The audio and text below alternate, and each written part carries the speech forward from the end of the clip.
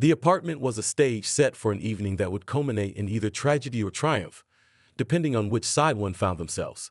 As I adjusted the placement of the champagne flutes, ensuring their alignment was just so, the tension in the air was palpable, a third presence in the room. Sarah, my partner in both life and the darker trade we had chosen, moved with a grace that belied her nervousness. Her choice of attire, dictated by the vile preferences of her boss, Mr. Hargrove, was designed to entice, to seduce. It was a costume for a role she despised, but was prepared to play to perfection. "Nick, do you think this will work?" Sarah's voice broke the silence, her eyes meeting mine in the reflection of the large mirror that adorned our living room wall. She adjusted the strap of her dress, her movements deliberate. "It has to," I replied, my voice steady, hiding the storm of emotions inside. "We've gone over the plan a dozen times. We know his moves. We've anticipated every possible outcome." Sarah turned to face me, her expression a mixture of resolve and fear. I hate that it's come to this. That we have to stoop to his level." I walked over to her, taking her hands in mine. "We're not like him, Sarah. Remember that. We're doing this to protect others from suffering at his hands, to make sure he can't hurt anyone else." She nodded, a fragile smile breaking through her worry. "I know. I trust you, Nick. It's just the waiting, the not knowing how it'll all turn out." "The waiting ends tonight," I assured her, squeezing her hands gently. "Once he steps through that door, we're in control. And we end this, one way or another." The knock on the door came sooner than expected, a heavy, impatient sound that signaled the arrival of our unsuspecting guest. Sarah and I exchanged a final look, a silent promise to each other, before I moved to answer it. As the door swung open, Mr. Hargrove stood there, his presence dominating the doorway, a smug smile playing on his lips as his eyes immediately sought out Sarah. "Well, this looks promising," he said, stepping into the apartment without an invitation, his gaze lingering on Sarah far longer than was comfortable. "Mr. Hargrove, welcome," I said, my voice cordial, masking the disdain I felt for the man. "Can I offer you a drink?" "That would be splendid," he replied, his attention finally shifting to me, an appraisal of a different sort. "You have a lovely home here. Very inviting." The evening had begun, the pieces were in motion, and as I closed the door behind him, sealing us in with our fate, I knew there was no turning back. The stage was set, the actors ready, and the final act was upon us. The door clicked shut with an ominous finality, sealing our fates within the confines of our meticulously prepared apartment. The air, previously charged with anticipation and fear, now felt heavy with the presence of Mr. Hargrove. He surveyed his surroundings with an air of entitlement, as if he was accustomed to taking whatever, and whoever he pleased. Sarah, standing by the window, her posture perfect yet poised for action, caught his eye immediately. "Sarah, isn't it?" Hargrove's voice was smooth, laced with a confidence that spoke of a man used to being obeyed. "Your reputation precedes you. I've been looking forward to this meeting." Sarah's response was measured, her voice betraying none of the revulsion she felt. "Mr. Hargrove, it's a pleasure to finally meet you.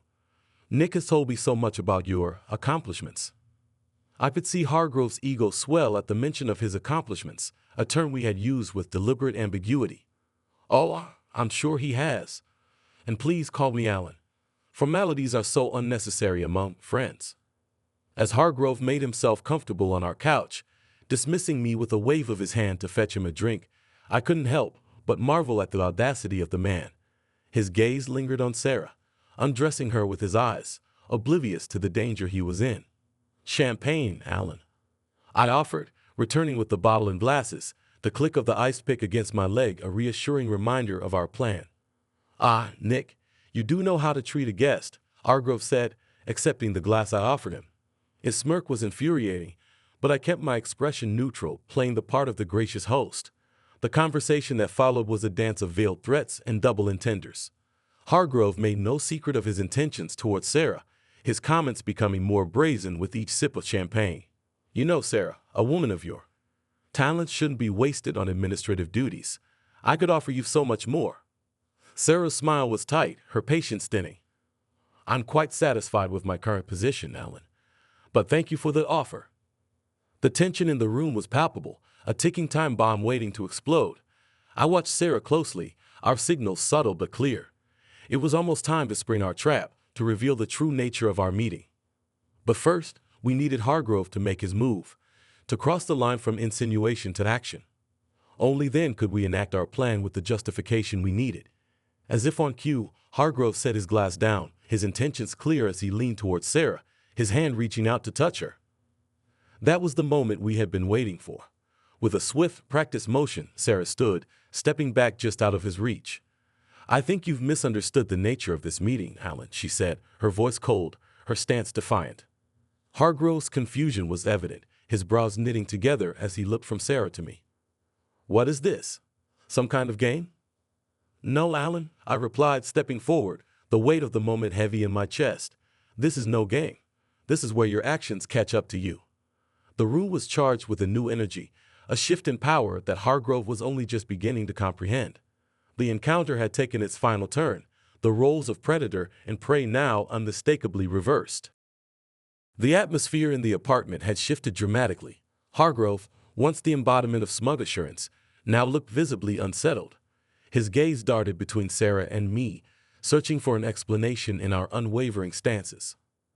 "What's the meaning of this?" Hargrove's voice had lost some of its earlier confidence, a hint of panic seeping through.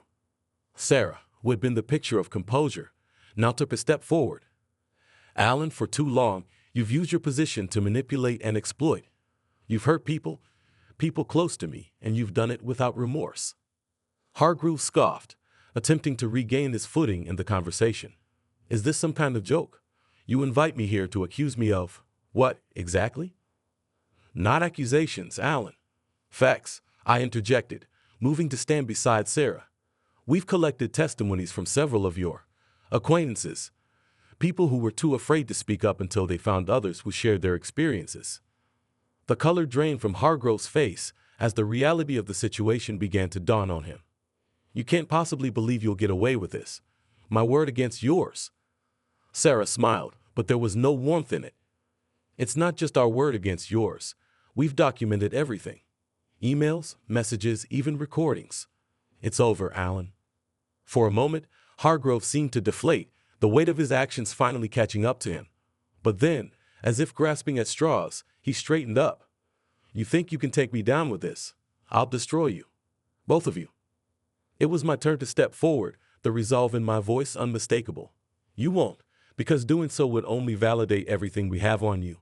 And this isn't just about us, Alan. It's about every person you've wronged. They're ready to come forward to share their stories. You're not fighting just us. You're up against an army." Hargrove looked from me to Sarah and back again, the reality of his situation settling in. His next words were almost a whisper, a stark contrast to the bravado he had exhibited upon his arrival.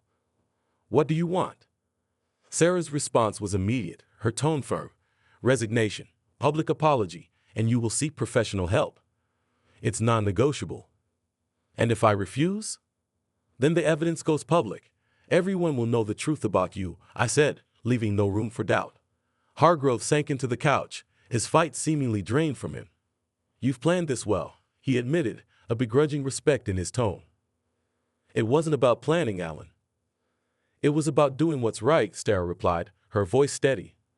The revelation had shaken the very foundation of Hargrove's world. Gone was the untouchable titan of industry, replaced by a man forced to confront the consequences of his actions for the first time. As he agreed to our terms, the sense of victory was bittersweet. We had won, but at the cost of exposing the depth of betrayal and manipulation that had lurked beneath the surface of success. The chapter closed on a note of solemn resolution, a reminder that justice, though sometimes delayed, is inevitable when courage confronts tyranny. The room was silent in the wake of Hargrove's agreement to our terms. The tension that had crackled in the air moments before was now replaced by a somber realization of the magnitude of what had transpired. Hargrove, once a towering figure, now seemed diminished, his posture slumped as he processed the inevitability of his downfall. "Can I ask why?" Hargrove's voice was low, almost reflective. "Why go through all this? Why not just go to the authorities or the media?" Sarah and I exchanged a glance, a silent agreement passing between us. It was Sarah who answered, her voice firm but not without a hint of empathy. "Because this isn't just about punishment, Alan. It's about change. about making sure you understand the harm you've done and preventing it from happening again. Hargrove looked up, locking eyes with Sarah. And you think I can change? There was a vulnerability in his question, a stark contrast to the man we had encountered at the beginning of the evening. I believe anyone can, Sarah replied, if they truly want to. But it's going to be a long and difficult journey for you. One that starts with owning up to your actions. Hargrove nodded slowly, a semblance of acceptance beginning to form. I never realized. I convinced myself that it was all part of the game, that everyone was playing it. I see now how wrong I was. It was my turn to speak. Acknowledgement is the first step, Alan, but it's what you do next that truly matters. Your actions from here on out can begin to mend the damage. It's not just about what you've lost, but what others have lost because of you. Hargrove took a deep breath, his decision palpable in the air. I want to make it right, as much as I can anyway. I'll resign, issue a public apology, and get the help I need. And I'll cooperate with any investigations. It's time I face the consequences. Sarah nodded, a cautious optimism in her gaze. That's good to hear, Alan. Remember, this isn't just the end of a chapter for you. It's an opportunity to start a new one. As Hargrove stood, preparing to leave, he paused, looking back at us. Thank you, he said, the words seeming to cost him, for giving me the chance to make things right.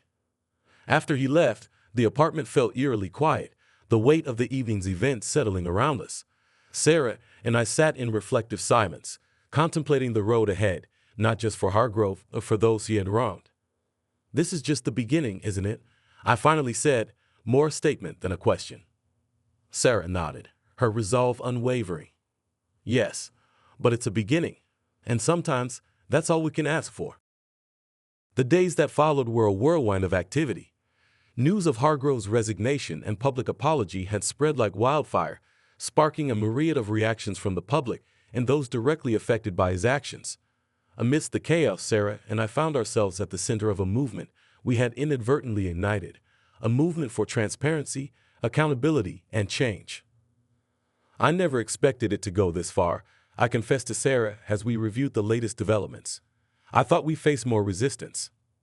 Sarah nodded, her eyes scanning the headlines on her laptop. People are tired of the status quo, of feeling powerless. What we've done with Hargrove, it's given them hope that change is possible. It was then that we received the call from Hargrove, requesting a meeting. His tone was different this time, devoid of the arrogance and defiance that had characterized our previous encounters. Thank you for agreeing to see me, Hargrove began, once we were all seated in a quiet corner of the cafe. His appearance was markedly changed. The stress of the past days had taken its toll. We're here to listen, Sarah said, her demeanor cautious but open. Hargrove took a deep breath. I've spent the last few days reflecting on everything, on all the harm I've caused, and I've started taking steps beyond just the resignation and apology. We've seen the reports, I interjected, the donations to the victim support groups, the cooperation with the investigations. Why call us? I wanted to apologize personally to both of you for everything, and I wanted to ask for your guidance, Hargrove admitted, his gaze steady. I know I can't undo what I've done, but I want to contribute to the healing process in whatever way I can. Sarah and I exchanged a glance, the weight of his request hanging in the air. It's not our forgiveness you need, Sarah finally said. It's theirs, she gestured vaguely, encompassing the wider community. Our guidance? Be genuine. This isn't about saving face. It's about making real, lasting changes. I understand, Hargrove nodded, a sense of resolve in his posture, and I'm committed to that. I've been in talks with a few organizations about setting up a fund for those affected by my actions, and I'm planning to work with advocacy groups to push for better safeguards against abuses of power in the industry. That's a start, I acknowledge, the grudging respect evident in my voice, but it's going to be a long road ahead. I know, and I'm ready for it, Hargrove affirmed. Thank you for holding me accountable, for forcing me to confront the truth about myself. It's more than I deserved.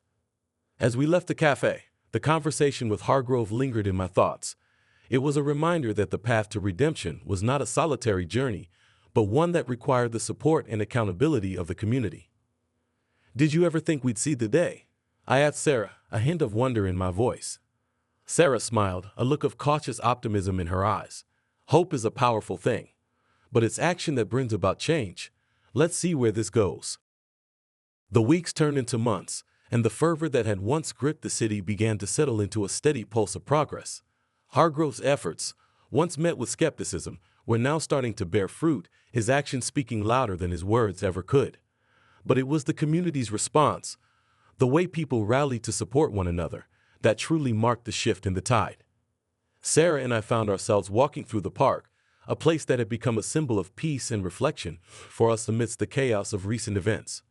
It's strange, I mused, watching a family playing near the fountain. To think of how much has changed, and yet, life goes on. Sarah nodded, her gaze thoughtful. Change is the only constant, but it's what we do with it, how we adapt and grow, that defines us. Our conversation was interrupted by the approach of a familiar face. Marta, one of the individuals who had been most affected by Hargrove's actions. Her journey had been one of the most poignant, her resilience a beacon for many. Sarah, Alex, Marta greeted us, a warm smile on her face. I was hoping to run into you both. We're glad to see you, Marta. How have you been? Sarah asked, genuine concern in her voice. I've been healing, Marta replied, her honesty unguarded. It's been a process, but I'm getting there. And I wanted to thank you both for everything. There's no need to thank us, I said, feeling a surge of respect for her strength. You're the one who's been an inspiration through all of this. Marta shook her head, her smile widening. Maybe, but you two sparked the change. You showed us that it's possible to stand up, to fight for what's right. And now look around, she gestured to the park, to the community coming together in ways we hadn't seen before. We're stronger than we ever were. It was a moment of clarity, a realization that our actions, however small they might have seemed at the time, had contributed to a larger narrative of hope and resilience.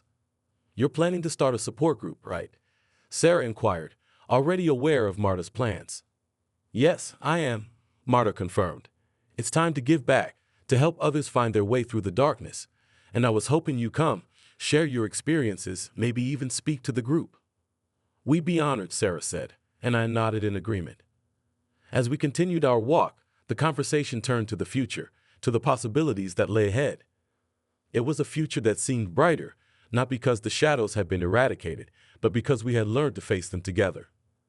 Change isn't easy, I remarked, reflecting on the journey we had all undertaken. No, it isn't, Sarah agreed. But it's worth it, because in the end, it's not just about moving past the pain. It's about building something better from it. And as the sun began to set, casting long shadows across the park, I realized that this was what healing looked like. It wasn't neat or linear. It was messy, challenging, and profoundly beautiful in its complexity. The seasons changed, as they always do, bringing with them a time for introspection and contemplation. The tumultuous events that had once consumed our lives had now settled into a quieter, more reflective phase.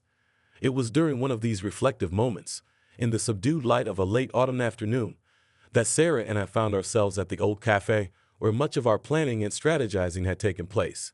It's almost surreal, isn't it? Sarah said, her voice tinged with a mix of nostalgia and disbelief. To think about where we started and where we are now. I nodded, sipping my coffee, the warmth of the cup seeping into my hands. It feels like a lifetime ago, and yet, here we are, still standing, still moving forward. Our conversation was a meandering journey through the past months, touching upon the highs and lows, the victories and the setbacks. It was during one of these reflective pauses that an unexpected visitor approached our table. May I? The voice was unmistakably Hargrove's, softer and more tentative than we'd ever heard it. Sarah and I exchanged a glance, a silent agreement passing between us. Please have a seat, I said, gesturing to the chair opposite us.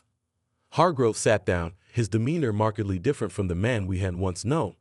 Gone was the arrogance, replaced by a humility that was both surprising and heartening. I won't take much of your time, Hargrove began, his gaze steady. I just wanted to share something with you both, if that's all right. We're listening, Sarah said, her curiosity piqued. I've been doing a lot of reflecting, a lot of soul-searching, Hargrove continued, and I realized that my apology, my actions, they were just the first steps on a much longer journey, a journey towards understanding, towards genuine change. And how has that journey been? I asked, genuinely interested in what had prompted this unexpected visit. It's been challenging, Hargrove admitted, but also enlightening. I've been working closely with the support groups, listening to their stories, understanding the impact of my actions, and I've started volunteering, using my skills to help those I once hurt. There was a sincerity in his words, a depth of emotion that we hadn't seen before. It was clear that Hargrove's journey had led him to a profound personal transformation. "It sounds like you've been doing important work," Sarah said, her tone encouraging. "Work that's not only helping others but helping you find a new path." Hargrove nodded, a faint smile touching his lips. "It's been a process, but I believe it's the only way to make amends. To show, not just tell, that I'm committed to change." As he rose to leave, Hargrove turned to us once more. "Thank you for everything. You opened my eyes to the consequences of my actions, and for that, I am truly grateful." Watching him walk away, Sarah and I were left to ponder the conversation and the unexpected ways in which people can grow and change. "It's remarkable, isn't it?" Sarah mused. "How adversity can lead to growth, how it can push us to become better versions of ourselves." I nodded, a sense of wonder at the complexity of human nature filling me. "It gives me hope," I said. "Hope that no matter how dark the night, there's always a chance for redemption, for transformation." And as we sat there, in the fading light of the cafe, it was clear that the events we had lived through had not only changed the world around us, but had changed us as well. We were no longer the same people who had set out on this journey, and perhaps that was the most profound reflection of all.